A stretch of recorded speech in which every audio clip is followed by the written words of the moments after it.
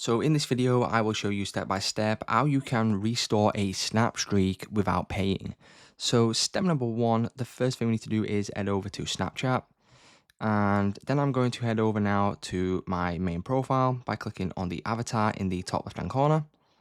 And then I'm going to click on the settings option. Now, once you click on settings, what you need to do is you need to scroll all the way down towards the bottom of the page here.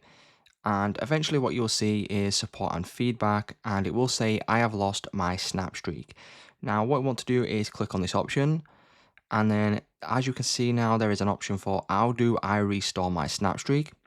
Select this option, and then as you can see by the description here, if you recently lost your streak, you can restore it with one free streak restore or with an in-app purchase.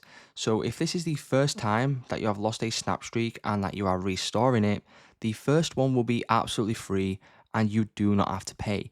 If you have used your first one, unfortunately, you will have to pay for every single one after that, but the first one is free of charge. So it's just that simple, guys. That's how you can restore your snap streak without paying.